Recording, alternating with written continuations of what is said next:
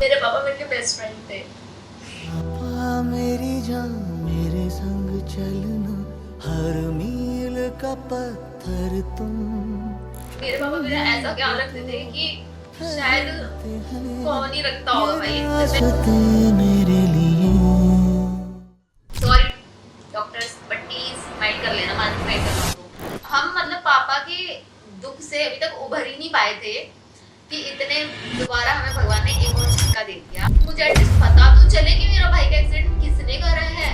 तो हम लोगों को ना नेगेटिव इम्पैक्ट दिखने ही लग गए थे। भाई की बाइक में पान का पत्ता मिलना, जिसपे मतलब सारा लॉन्ग सुपारी जो भी होते हैं ना, वो सब चीजें होती थी।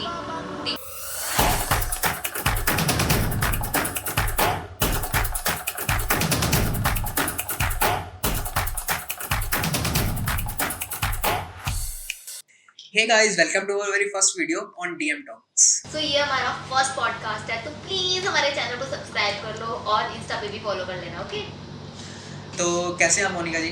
बढ़िया। तो जैसा कि हम जानते हैं आप एक सोशल मीडिया इन्फ्लुएंसर हो, तो आपने जर्नी कब और कैसे शुरू करी और आपको क्या क्या प्रॉब्लम्स आई? ओके, मैंने ये लॉकडाउन में स्टार्ट किया था जब टिकटॉक बैन हो गया था। उससे पहले मैं टिकटॉक वगैरह पे ही वीडियोस बनाती थी, तो मेरा स्किन केयर ही रहता था बेसिकली कि घर पे होम रेमेडीज वगैरह। तो उसके बाद मैंने प्रमोशंस करने स्टार्ट करे। उस मतलब करने से पहले मैंने अपने पापा से पूछा कि पापा I want to be an influencer और मैं ऐसे कर दूं स्टार्ट। तो पापा, उस टाइम पे इतना नॉलेज तो थी नहीं कि सोशल मीडिया पे प्रमोशंस क्या होता है, ये प्रोडक्ट आते हैं, क्या रहता है। तो उन्होंने मेरे से पूछा कि तेरे को करना है? मैंने कहा हाँ मुझे करना है। तो कह रहे चल ठीक है तू कर ले, जो होगा देखा जाएगा, देख लूंगा मैं। अब उस टाइम पे मेरे को बैक खींचने वाले बहुत ज्यादा थे, रिश्तेदार सबसे पहले। अच्छा। रिश्तेदार कि भाई क्या कर रही है, ये फोटो खींच के डाल रही है, प्रोडक्ट है, क्या कर रही है, मतलब कुछ समझ नहीं आ रहा। तो पापा ने कहा करने तो जो कर रही है देख लेंगे, ठीक है। और मतलब प्रोडक्ट तो समझ रहे हो ना, ब्रांड तो भेज रहा है। अब घर वालों को नहीं पता कहाँ जा रहे, तो कह रहे अरे तू पैसे वैसे तो नहीं फूक रही, क्या कर रही है इसमें तू। जो भी था बट सही जा रहा था। उसके बाद काफी टाइम ऐसा भी हुआ था कि लग रहा था कि रुक जाएगा, क्योंकि जब रिश्तेदार भड़काना शुरू करते हैं ना, एग्जैक्टली। एक आधारी पिटी हुई हूँ मैं। तो किसी रिश्तेदार ने चुप्पी लगाई थी, तो थोड़ा सा हो गया था कि क्या सीन है। फिर क्लियर करा नहीं ऐसा कुछ नहीं है, ठीक है, सब कुछ प्रमोशन ही है। तो पापा ओके थे मेरी इस चीज को लेके, बहुत ज्यादा फैमिली से सपोर्ट मिला था मुझे। तो बस यही है, जर्नी तो थोड़ी टफ थी क्योंकि उस टाइम पे ये सब चीजें इतनी फेमस नहीं थी ना। अब तो हर तीसरा बंदा जानता है कि कंटेंट क्रिएशन क्या होता है, प्रमोशंस क्या होते हैं, सबको पता है क्या होता है। तो ये आपने सोच के क्या स्टार्ट किया था कि मतलब मेरे को एक इन्फ्लुएंसर बनना है या फिर पैसा कमाना है, क्या? थोड़ा डिप्लोमेटिक क्वेश्चन हो गया। मेरे को तो सर टाइम पास करना था, लॉकडाउन में घर पे बंद थी क्योंकि मैं। ओके। तो मैं तो वैसे एमकॉम स्टूडेंट हूँ। ओके। तो मेरा पहले था कि मुझे बैंकिंग लाइन में जाना है, बट लॉकडाउन लगने के बाद सबकी जब पढ़ाई छूटी, क्लासेस छूटी, तो मैंने कहा कि प्रमोशन स्टार्ट कर देती, क्योंकि मुझे हीरोइन बनने का भी शौक था। तो बस ये थोड़ा सा था। नाइस। तो आपके फादर के इतने इजीली मान गए थे? क्योंकि इंडियन फादर बेसिकली मानते नहीं इतनी जल्दी। लगता है। बिल्कुल भी नहीं, पापा को बनाना तो थोड़ा मुश्किल होता ही है ना। तो मतलब मैंने पापा को बस एक बात बोली थी, पापा मुझे करना है। तो जो पापा ने ऐसी बात बोली थी ना कि चल तू कर ले, जो होगा देखा जाएगा। मैंने कहा पापा आपको ना मतलब कभी मैं ना सुनने का मौका नहीं दूंगी कि आपको चार लोग वाली बात, कि कोई यूं कह रहा है कि मतलब लड़की तुम्हारे हाथ से निकल गई है, बिगड़ गई। मैं कहा कभी आपको ना मेरी तरफ से ऐसा नहीं सुनने को मिलेगा, आपको जो सुनने को मिलेगा ना अच्छा ही मिलेगा। तो कह रहे चल ठीक है तू कर ले। मतलब इमोशनल करके अड्डे में बना ले लिया लिया था। आपको। तो आपने कैसे ब्रांड्स को रीच किया और कैसे आपकी ग्रोथ हुई और आपका फर्स्ट ब्रांड कौन सा था? ग्रोथ ना, मेरे तब 7K फॉलोअर्स थे इंस्टाग्राम पे जब मैंने प्रमोशन स्टार्ट करा। उससे पहले मैं अपनी फीड बिल्डअप कर रही थी, like skin care, home remedies वगैरह कर करके, कि पहले ये कर लेते हैं। तो जब मेरे को स्टार्टिंग में बहुत प्रॉब्लम्स आई थी, मैंने मान लो मैं दिन के 10 ब्रांड्स को रीच करती थी, डीएम करती थी, hey please collaborate with me, please collaborate with me. कई सीन करके छोड़ देते थे क्योंकि फॉलोअर्स ज़्यादा नहीं थे। और उस टाइम में मैं एंड्रॉइड से शूट करती थी, तो कंटेंट कितना अच्छा नहीं कह सकते, कितना बढ़िया था, ठीक था मतलब। #hardwork। हाँ, #hardwork। तो उस टाइम पे ये सब चीज था। फिर मैंने काफी ब्रांड्स को रीच जब करा ना, तो उसमें से एक ब्रांड को शायद मेरे पे तरस आ गया होगा कि इस बेचारी को भी कोलैब कर लेते हैं। तो ब्रांड का नेम रिवील कर देती हूँ, काजिमा कॉस्मेटिक्स ब्रांड था, hair care and skin care का था। उन्होंने मुझे अपना फर्स्ट एलोवेरा जेल का डब्बा भेजा था। मैं खुश हो गई थी कि ओहो पहली बार आया है, कुछ अच्छा है, घर वालों को भी दिखाया, वो भी खुश हो गई कि फर्स्ट टाइम कैसे गिफ्ट टाइप का आ रहा है पीआर में, तो वो भी ठीक था, खुश थे। तो मेरा हाँ फर्स्ट ब्रांड वो था। उसके बाद रेगुलर आना स्टार्ट हो गए थे, नट हैबिट्स करके, मदर स्पर्श, काफी ब्रांड्स के आए थे और उन्होंने फिर काफी पहले तो हुआ था कि फर्स्ट ब्रांड है तो उसने फर्स्ट एक ही प्रोडक्ट दिया, धीरे धीरे प्रोडक्ट वैल्यू बढ़ दी थी। जब कंटेंट अच्छा जाने लग गया तो प्रोडक्ट वैल्यू भी बढ़ने लगी, लाइक ज्यादा सामान आ रहा था, तो मैं भी खुश, मम्मी भी खुश हो रही थी कि प्रोडक्ट्स आ रहे हैं। नाइस। तो जैसा कि हम सबको पता है लास्ट ईयर आपके साथ बहुत सारी मिस हैपनिंग हुई है एंड अभी भी आप वीडियो में 3-4 बार अपने फादर का नाम ले चुके हैं, तो कैसा था आपका और आपके फादर का बॉन्ड एंड आप एक घर की बड़ी बेटी भी हैं, तो क्या आप कंफर्टेबल है अपना बॉन्ड शेयर करने में? हाँ, मैं अपने पापा का नाम लेना, बात करना, मतलब मेरे को बहुत अच्छा लगता है। मैं ये नहीं सोचती कि मैं उनका नाम क्यों लूँ, अब क्यों ना लूँ, मुझे बहुत पसंद है उनका नाम लेना, ठीक है। मेरा उनसे फर्स्ट क्लोज बॉन्ड था। मेरे पापा मेरे बेस्ट फ्रेंड थे।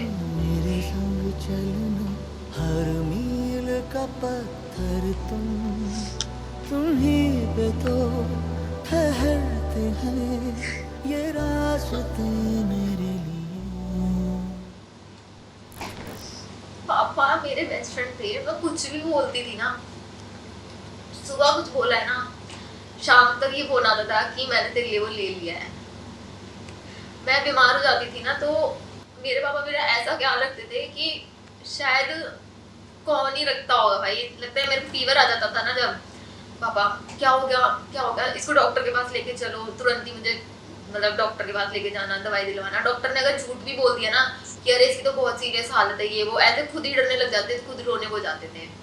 और मेरे हाथ पैर दबाना, सर दबाना, मतलब पीरियड्स वगैरह में भी मेरे पापा को पता था कि मैं खाना वाना छोड़ देती हूँ, तो पापा क्या करते थे, खाना नहीं खा रही है तो तू ऐसा कर, मैं तेरे लिए फ्रूट की ला के दे देता हूँ, चाउमीन खाएगी ये लेके ला दे, मतलब पूरा ध्यान रखना मेरा। और रात को भी जैसे लगता है कि नारियल पानी काट के चल मैं तेरे लिए नारियल पानी कर देता हूँ, तू ना वो पी लियो, तेरे को ना एनर्जी आ जाएगी, उससे अच्छा रहेगा। मतलब पापा को भी पता चलता था कि अब ये डाउन है और इस टाइम पे इसको बहुत एक्स्ट्रा केयर और पैम्परिंग की नीड है, तो मेरे पापा मेरी वो चीज़ पूरी कर देते थे और मेरी सारी क्रेविंग वगैरह का बहुत पापा ध्यान रखते थे। और बहुत ज़्यादा मतलब पापा को मेरे से इतना लगाव था ना कि अगर उनके आगे बोल देते थे ना कि मोनी की विदाई हो जाएगी, वो चली जाएगी।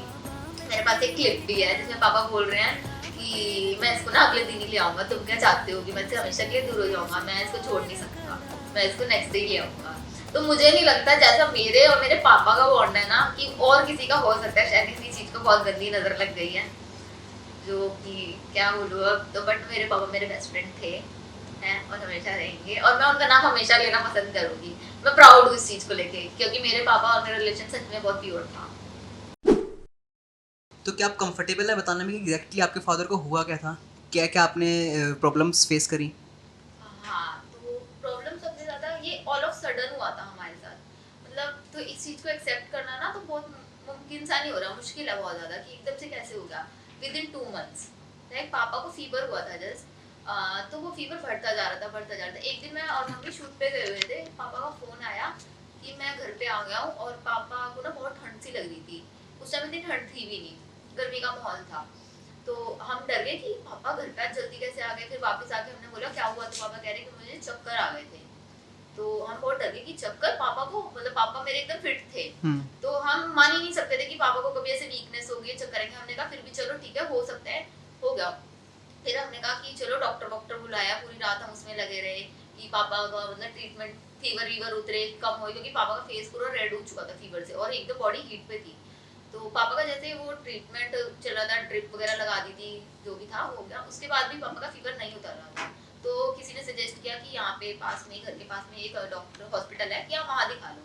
तो हम वहाँ गए, तो उन्होंने पापा के रेगुलर चेकअप्स करे सारे कि क्या क्या होने चाहिए। तो वो चेकअप्स होते होते पता चला कि पापा को टाइफाइड था।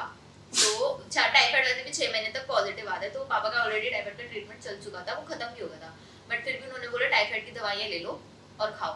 तो वो चला था। टाइफाइड की दवाइयाँ खाते खाते ही एकदम से पापा को ना और मतलब भूख लगना बंद हो गई थी, और एक दिन मम्मी ने नोटिस करा उनकी आईज येलो हो रही थी, तो मम्मी ने कहा शायद ये पीलिया हो सकता है। तो उसके बाद फिर डॉक्टर के पास फिर गए, तो उनको बोला कि शायद पीलिया आप देखो। तो उन्होंने चेक करा तो कह रहे हाँ जॉन्डिस है। तो उन्होंने फिर जॉन्डिस का ट्रीटमेंट स्टार्ट कर दिया, दवाई वगैरह देने दी स्टार्ट कर दी। तो जब जॉन्डिस का ट्रीटमेंट चल रहा था उसके बाद फिर पीलिया बढ़ता जा रहा था, पापा को भूख नहीं लग रही थी, तो हम फिर परेशान हुए कि ऐसा कैसे, दवाइयाँ भी इंसान कब तक खा लेगा, तब तक खाना नहीं खा रहा। एग्जैक्टली। तो उसके बाद फिर हम पापा को फिर से कुणाल मतलब मेरा भाई लेके गया कि क्या सीन है, ऐसे क्या मतलब कुछ इम्प्रूवमेंट दिख नहीं रही है। तो उन्होंने फिर टेस्ट करे तो कह रहे हैं कि ब्लड में इन्फेक्शन है।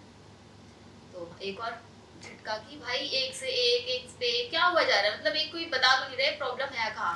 तो आपने ट्राई नहीं किया कि अलग अलग हॉस्पिटल में जाएं? पापा मानते नहीं थे। ओके।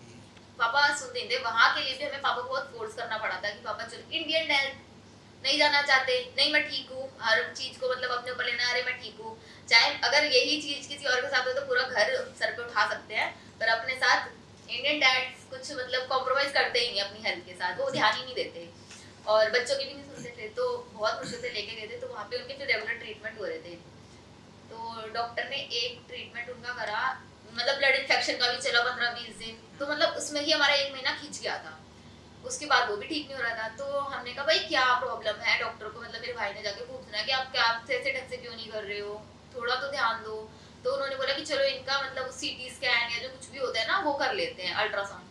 तो अल्ट्रासाउंड करते नेक्स्ट डे रिपोर्ट आनी थी, तो पापा और कुणाल गए हुए थे हॉस्पिटल रिपोर्ट दिखाने, मतलब पता करने की क्या आया। तो उस बंदे ने कुणाल को कुछ भी ना बता के डायरेक्ट पापा को, मतलब पापा पेशेंट थे, अब पेशेंट तो वैसे ही होपलेस हो जाता है, डायरेक्ट पापा को बोल दिया तुम्हारे तो यहाँ मतलब गोला सा लग रहा है, लाइक समथिंग कोई गांठ सी हो, गोला सा हो। और तो पापा ने कहा कैसा गोला, तो उस बंदे ने मुंह पे बोल दिया कि तो कैंसर का गोला भी हो सकता है। पापा वहीं शॉक्ड हो गए थे और पापा वहीं एक तरह से मतलब होपलेस हो गए थे, तो पापा को चक्कर आ गए थे, तो पापा वहीं बैठ गए। सदमा भी आ सकता है एक टाइप का, एग्जैक्टली कोई नॉर्मल को ऐसा नॉर्मल बताएगा को कैंसर हो सकता है। तो पापा को बहुत हर्ट हो गई थी वो बात। तो कुणाल ने देखा कि ऐसा हुआ है, तो कुणाल ने तुरंत मम्मी को कॉल करी कि मम्मी ऐसा ऐसा हो गया है, डॉक्टर ये बता रहा है, और पापा बैठ गए हैं। तो मम्मी ने कहा, बहुत समझदारी से काम लिया था मम्मी ने उस टाइम पे, कि तू घर आ, हम बात करेंगे, पापा को पहले लेके काम डाउन कर देते हैं। तो कुणाल पापा को घर पे लेकर आया। तो सारा ये होने के बाद में हम लोग पापा को नॉर्मल कर रहे थे कि पापा नॉर्मल गांठ भी तो हो सकती है, आजकल गांठ वगैरह सबकी होती है, जरूरी थोड़ी है कैंसर ही होगा। एग्जैक्टली, मतलब उस टाइम श्योर नहीं थे कि गांठ है या फिर हाँ हाँ।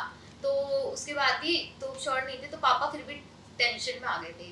पापा का पहला मुझे ऐसा रिप्लाई आया कि मैंने तो भी बहुत कुछ नहीं किया। मैंने कहा पापा आपने क्या नहीं किया? कह रहे हैं कि मैंने तेरी शादी नहीं करी है। तो उन्हें लगता है कि मैंने कुछ भी नहीं करा। एग्जैक्टली, उनको अपनी हेल्थ की चिंता नहीं थी, उनको आपकी चिंता मेरी थी। शादी की थी कि मैं अगर मेरे को कुछ हो गया तो बाद में कौन कैसे क्या देखेगा। तो पापा को बहुत मतलब वो मेजर टेंशन ये थी कि शादी मतलब बेटियों का कन्यादान, पैर पूजना इंडिया में बहुत बहुत बहुत बड़ा माना जाता है। तो पापा को ये था कि मैं अपना कर जाऊँ ये सब। फिर उसके बाद सीटी स्कैन, पेट सीटी स्कैन, जब पेट सीटी स्कैन हुआ तब पता चला कि पापा को गॉल ब्लैडर कैंसर है। हाँ, तो हमें लगा गॉल ब्लैडर कैंसर है। मैंने और कुणाल ने हमने पूरी रिसर्च करी इसका क्या क्या होता है। तो गॉल ब्लैडर वही पित्त की थैली, तो हमने कहा पित्त की थैली का तो ठीक है, हम पित्त की थैली रिमूव करवा देंगे और हो जाएगा। हमने ये बात पापा को नहीं बताई थी। हमने बोला कि आपके बस इन्फेक्शन है गॉल ब्लैडर में। जिस दिन मम्मी और भाई रिपोर्ट लेने गए थे ना, वो इतना रोए थे ना कि कैंसर जिस बीमारी का कोई इलाज नहीं है, लाइलाज बीमारी, इसका कोई इलाज ही नहीं है। और मतलब हम लोग सुन के पैरों से जमीन खिसक गई थी हमारे। अभी तक मुझे भी नहीं बताया था किसी ने घर में कि ऐसा ऐसा हुआ है। पापा और मैं ऊपर कमरे में ही रेस्ट कर रहे थे, पापा रेस्ट कर रहे थे, मैं उनके साथ बैठी थी। मम्मी और भाई रिपोर्ट लेने गए थे, वो आके नीचे कमरे में 1 घंटा रोए हैं पहले कि हुआ क्या। और पापा को पता लग गया था कि ये लोग आ चुके हैं। पापा कह रहे मोनी बेटा शायद मम्मी आ गई है और कुणाल भी आ गया। मैं कहा नहीं पापा अभी नहीं आए, आते तो वो डायरेक्ट ऊपर ही आते। कह रहे नहीं मुझे लग रहा है वो आ गए हैं। होता है ना थोड़ा सा गट फीलिंग आ जाती है।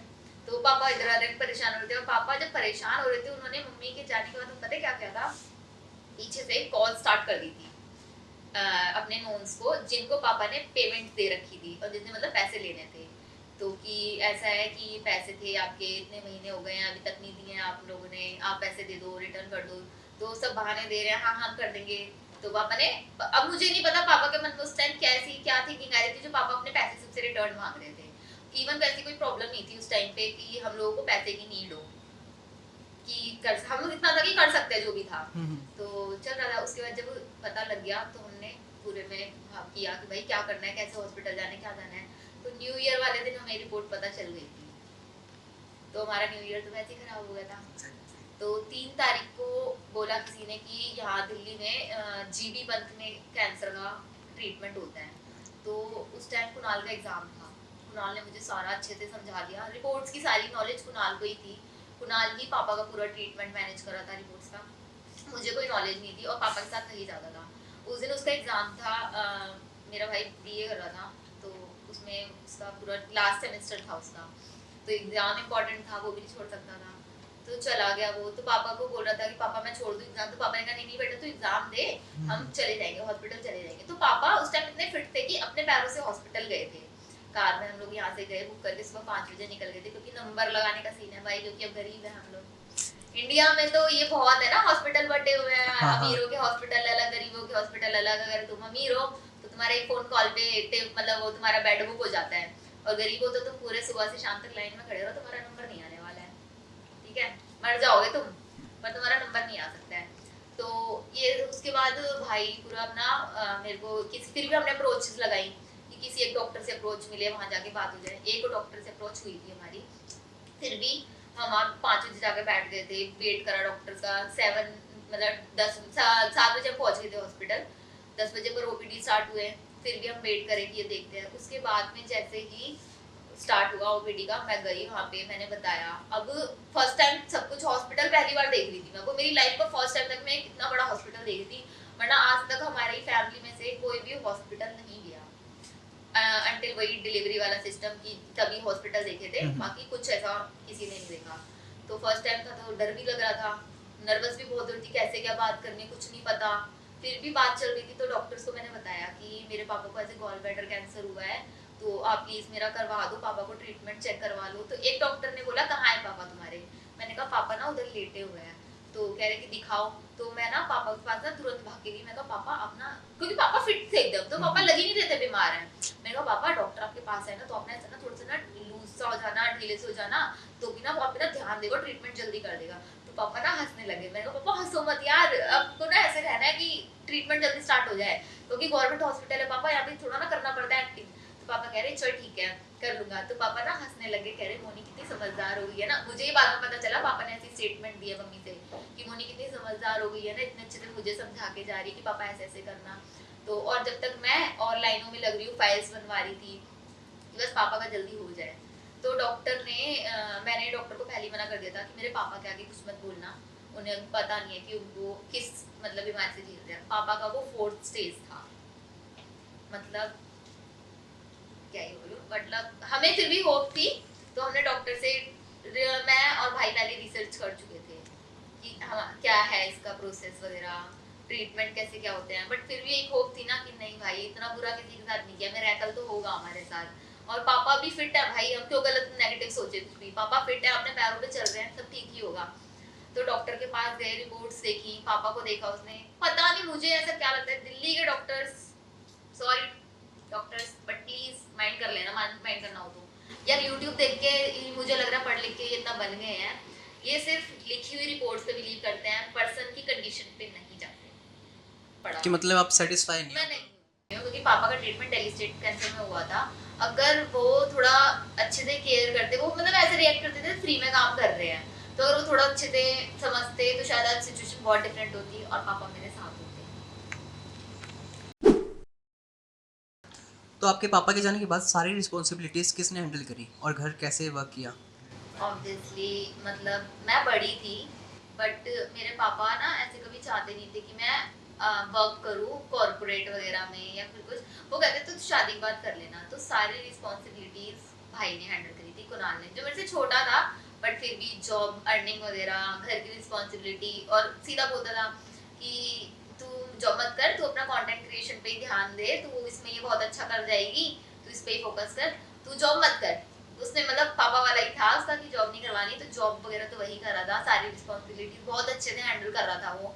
3 महीने में मतलब उसने सब कुछ ऐसा संभाल लिया था कि पापा की कमी महसूस नहीं होने दे रहा था। घर का सामान लाना, कुछ चाहिए हमें तो वो बोलता था मुझे बता दो मैं ले आऊंगा, सारा मतलब मैनेज वही कर रहा था। बट हम मतलब पापा के दुख से अभी तक उभर ही नहीं पाए थे कि इतने दोबारा हमें भगवान ने एक और झटका दे दिया। 26 मई को सेम मतलब क्या ही बोलो 3 महीने बाद सेम मेरे को कॉल आई कि आपके भाई का एक्सीडेंट हो गया, काली कलर की बाइक है ना ये, मेरे को एक बार को लगा फेक कॉल हो सकती है, कि पापा बोलते थे कभी ऐसे ट्रस्ट मत करना।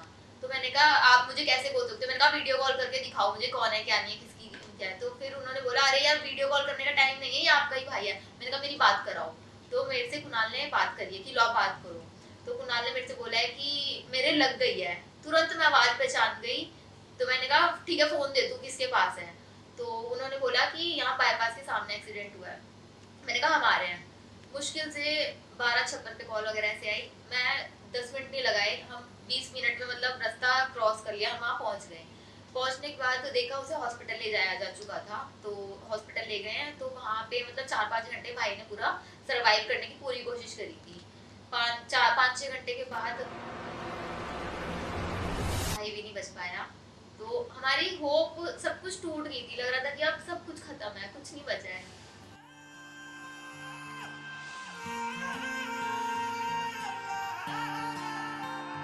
जिंदगी सिद्धी कर दिंदा, जिंदगी सिद्धी कर दिंदा, सब कुछ पुट्ठा ही रह गया। मेरी बारी ते लगदा तू रब्बा सुत्ता ही रह गया। मतलब उसके बाद 3-4 दिन तक तो होश ही नहीं था हमें, पुलिस के वकीलों के, मतलब इतना सब कुछ हो रहा था ना, फिर भी खुद को नहीं संभाल पा रहे थे और ये सब चीजें देखनी पड़ रही थी जो लाइफ में कभी नहीं देखा। भाई का तो मतलब अनएक्सपेक्टेड था कि क्या हो रहा है और क्यों ही हो रहा है हमारे साथ, इतना बुरा तो नहीं करा था ना, हम ये डिजर्व नहीं करते। फिर भी 3 दिन तक तो मतलब क्या ही बोलूं, एक सदमे में ही थे हम तीनों, मम्मी मैं मेरी छोटी बहन। उसके बाद 3 दिन बाद लगा ना कि घर वाले कुछ नहीं कर पा रहे हैं, रिलेटिव्स की हमने पहले 3 दिन रिलेटिव्स के ऊपर छोड़ दिया था कि वो लोग कोर्ट कचहरी का या फिर पुलिस वालों से बातें करके सॉर्ट आउट कर लेंगे। बट बाद में हमें ना कोई ऑप्शन नहीं दिखा कि कोई बता के राजी नहीं हो रहा कि एक्सीडेंट किसने किया है। और मेरे को इतनी मतलब एज अ सिस्टर मेरे को बहुत आग लग चुकी थी कि मुझे एटलीस्ट पता तो चले कि मेरा भाई का एक्सीडेंट किसने करा है, मतलब समझ रहे हो ना आप। तो मेरे को उस टाइम था कि मुझे पता करना है कि किसने करा है, किसकी इतनी हिम्मत होगी कि इसको छू के निकल गया। तो मतलब बड़ी बहन थी, मैं प्रोटेक्टिव उसके लिए शुरू से थी, बट उस टाइम पे मेरे को मेरे हाथ से ही सब कुछ निकल गया था। फिर मुझे बस पता करता कि किस बंदे ने अटैक किया इसके ऊपर, और मैं 110% श्योर थी कि मेरा भाई गलती कर ही नहीं सकता ड्राइविंग के मामले में। जो बंदा 40-50 की स्पीड से ऊपर ही नहीं चलाता, वो मतलब स्पीड एकदम तेज कैसे चला रहा होगा, या गलती से जिसके ऊपर इतनी सारी रिस्पॉन्सिबिलिटीज है, वो रोड पे आवारागर्दी तो वैसे भी नहीं करेगा। जब उसको दिख रहा है कि मेरे पीछे 3 औरतें हैं तो वो सेफ्टी से ड्राइव करेगा। और उस टाइम पे भी बहुत इंपॉर्टेंट काम के लिए जा रहा था, तो ठीक था। उसके बाद हमें कोई पुलिस से सपोर्ट नहीं मिला बिल्कुल भी। मैंने इतने हाथ जोड़े, इतना कुछ करा, कोई सपोर्ट नहीं, कुछ नहीं बता के राजी हुए कि किसने एक्सीडेंट किया। देन उसके बाद मैंने सोशल मीडिया की हेल्प ली कि अब आप लोग मेरी नहीं सुन रहे हो, मैं सोशल मीडिया के पास जा रही हूँ। मैंने वुमेन हेल्पलाइन तक का पूरा जोर लगा दिया था कि मेरी सपोर्ट कर दो। महिला का कुछ होता है ना वो उनका पोर्टल, वहां से भी कुछ ऐसा खास नहीं आया। तो मैंने सोशल मीडिया की हेल्प ली। सोशल मीडिया से विदिन 12 आवर मेरी वीडियो डलते ही मुझे इतना सपोर्ट आया, मैसिव सपोर्ट। मुझे खुद पुलिस वाले कॉल कर रहे हैं कि बेटा ऐसे ऐसे आप ये करना, हो जाएगा। मतलब पुलिस वाले सब कुछ कर सकते हैं, इंडिया का लॉ सब कुछ कर सकता है, बट कोई करना नहीं चाहता। वही बात है ना, जिसपे पैसा और पावर है उसी का सिक्का चलता है। वही, अगर आप किसी पॉलिटिशियन के बेटे हो, अगर आप किसी मिलियनेयर या बिलियनेयर के बेटे हो, तब आपके मतलब सपोर्ट जाएगा। अगर आपके पास कोई बैक सपोर्ट नहीं है तो तुम बैठे रह जाओ, तुम्हें एक क्लू नहीं मिलेगा कि कौन एक्सीडेंट करके गया या तुम्हारे साथ कौन चोरी करके गया। मुझे सीसीटीवी फुटेज ही नहीं दी जा रही थी, और मेरा सिर्फ ये उस टाइम पे एक नारा सा बन गया था कि अभी किसी का चालान काटना होगा ना तो आप 2 मिनट नहीं लगाओगे फुटेज निकालने में। और मेरे भाई का इतना बड़ा एक्सीडेंट हो गया जीटी करनाल रोड पे, इसकी एक फुटेज नहीं आपके पास, एक तो फुटेज होनी चाहिए ना, जबकि वहाँ पे इतने सारे कैमरास हैं। फिर सब भी कुछ है, सब कुछ है। मेरे पास प्रूफ्स थे कि कितने कैमरास है वहाँ पे, टोटल 27-37 कुछ कैमरास थे, जिसमें से पुलिस कह रही थी कि एक भी नहीं चल रहा। कर लो वहाँ से चेक करोगे। फिर भी हेल्प मिली सोशल मीडिया के थ्रू, टीवी न्यूज़ के थ्रू, तो क्लूज मिल गए। तो मतलब एट एंड आपको क्लूज मिल गए, और पहले वो कह रहे थे कि कैमरास कुछ नहीं। है ही नहीं, ऑन है ही नहीं कैमरास। तो जैसा कि आप इंडिया में रहते हैं, यहाँ पे लोग हर चीज़ को मानते हैं, पॉजिटिव भी और नेगेटिव भी। तो क्या आप सोचते हैं कि जो आपके साथ ये इंसिडेंट हुआ ये किसी ब्लैक मैजिक से रिलेटेड है? पहले ना मैं ये सब मानती नहीं थी, मतलब हम पॉजिटिव चीज़ों पे ही ध्यान देते थे, पूजा पाठ। मेरे पापा तो ठाकुर जी के बहुत बड़े भक्त थे, मेरा भाई हनुमान जी का, मतलब हर ट्यूसडे वो मरगट वाले बाबा जाता था अपने फ्रेंड्स के साथ, और मेरे पापा हर संडे भैरव मंदिर और डेली मतलब ठाकुर जी की पूजा करना डेली का था उनका। तो हम भगवान की तरफ ही थे, कभी इन चीज़ों में गए ही नहीं। इवन पापा की जब तबीयत खराब हुई थी ना, तब भी हम इन चीज़ों में नहीं गए थे कि अरे मतलब पहले ये सब दिखा लेते हैं। लोग होते हैं कि बीमार पड़ने से पहले पहले भक्तों वगैरह के पास जाते हैं, तांत्रिक मांत्रिक। नहीं, हमारा नहीं था, हमने कहा फीवर है ठीक करा देंगे।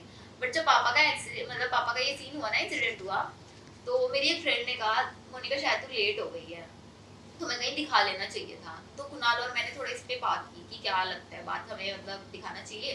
तो हमने फिर पापा का होने के तीसरे दिन हम कहीं गए एक पंडित जी के पास, तो उन्होंने मुझे बहुत चीजें बता दी।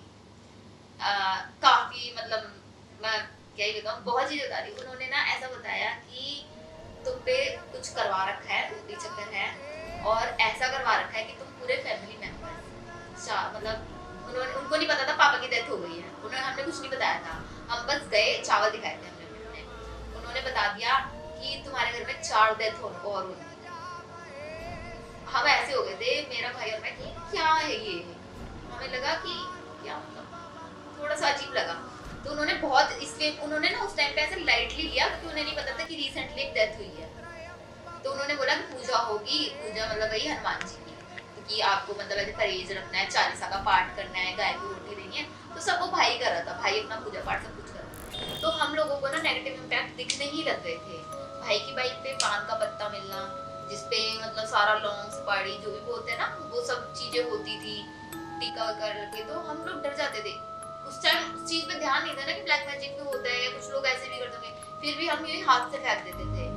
लोग बोलते हैं कि उसको डिस्ट्रॉय करना बहुत इंपॉर्टेंट होता है, लाइक उसको फायर आग लगा दो या मिट्टी का तेल छिड़क दो या गंगा जल नहीं ध्यान आया, एकदम से माइंड होपलेस हो जाता। फिर उसके बाद किसी दिन तिल के तेल मतलब छींटे मिल रहे हैं, किसी दिन मिर्चें मिल रही हैं, ऐसी चीजें मिलती थी। तो हम बिल्कुल श्योर हो गए थे कि ब्लैक मैजिक ही है और ये हमारे कोई और नहीं